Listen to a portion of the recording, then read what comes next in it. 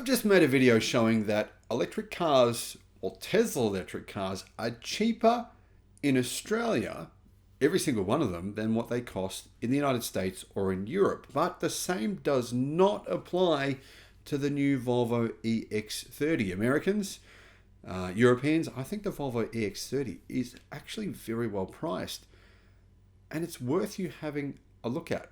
We now have the pricing revealed for most countries worldwide for the Volvo EX30, which is Volvo's new small electric crossover.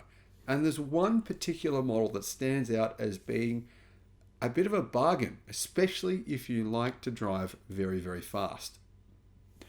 Hello, my friends. Welcome to the channel. Great to see you. Thank you for tuning in. And I'm Sam Evans. You're watching the Electric Viking. Just got to say a big thank you to all the new subscribers. Great to have you.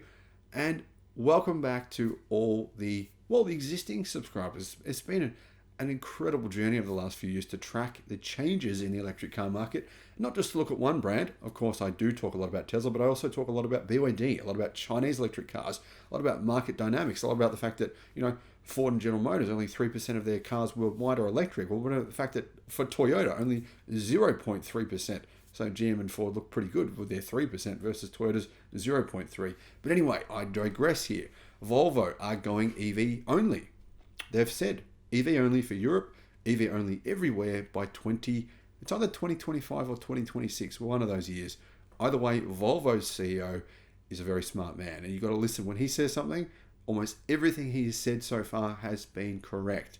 So massive credit to this guy. He should get a pay rise.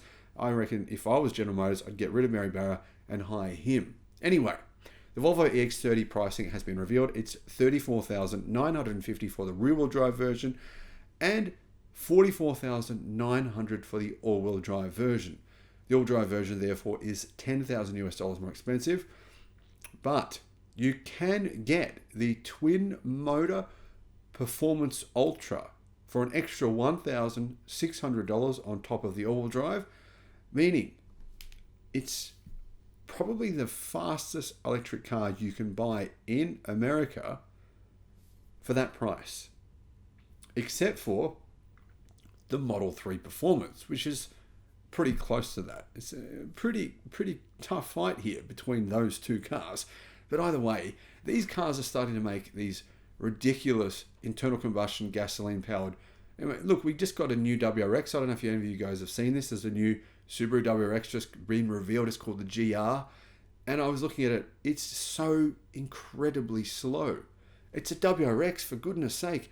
And the thing is, it's like driving some kind of ancient horse in comparison to the performance from new electric cars. And I mean, I know it sounds like I'm exaggerating here, but I'm really not. You're talking, the difference is astronomical. 6 seconds for the new WRX, 0 to 100 kilometers an hour, 0 to 62 miles an hour. But this new Volvo EX30 doesn't have a massive wing, doesn't have a huge body kit saying, look at me, look how fast I am, rah!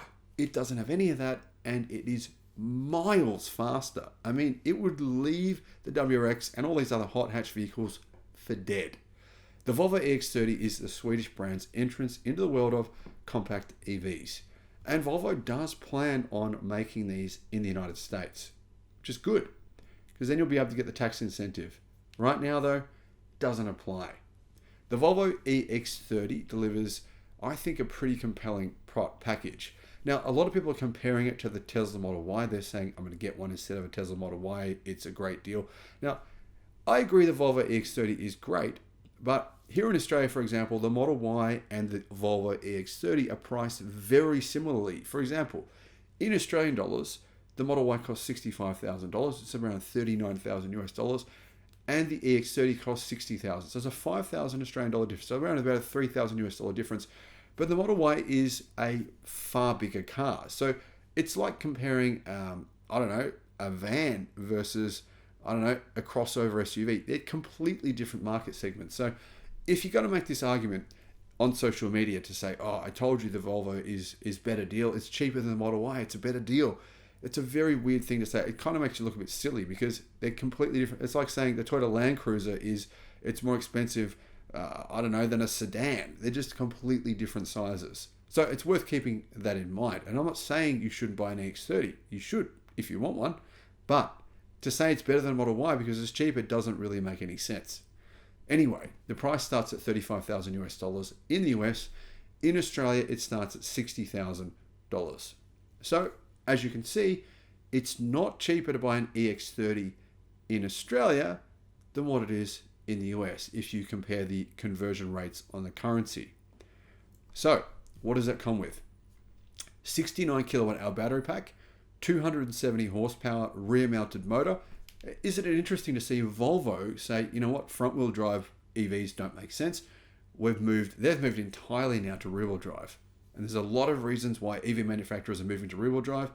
I personally don't think, for all the reasons that I've mentioned, that rear wheel drive EVs make more sense, and the reason that manufacturers have mentioned as well, I personally wouldn't buy a front wheel drive EV unless there was a really good reason to do so. Anyway, that means that amount of power means the car can do 5.1 seconds from 0 to 62 miles an hour, or 0 to 100. It's pretty quick. It has 275 miles of range, and it has charging of around 153 kilowatt. There is one drawback here though. Whilst it is relatively affordable, it doesn't come with a high level of specification. It does have Apple wireless CarPlay, a blind spot monitor, and front and rear collision avoidance systems. But it doesn't sound like it's going to have anything like adaptive cruise control. Now, you can pay an extra $4,000 or $38,900 for the Plus variant in Australia. That variant costs 65,000 Australian dollars, and that gives you a Harman Kardon sound system, a panoramic glass sunroof, and larger 19-inch wheels. Now, the bigger wheels will just mean you have a little bit less range. Not really that good of an option in my opinion. The top end version costs $40,600, and that's called the Ultra. That one costs $70,000 in Australia. That one includes Volvo's Pilot Assist, which is sort of like Tesla's Autopilot. It has a 360-degree camera and an automated parking feature. Now, if you get the $45,000 all-wheel drive version, that one comes with quite a bit more power. It has 2 motors, but I don't think many people will buy that option when you can pay an extra $1,500 for the all-wheel drive performance model.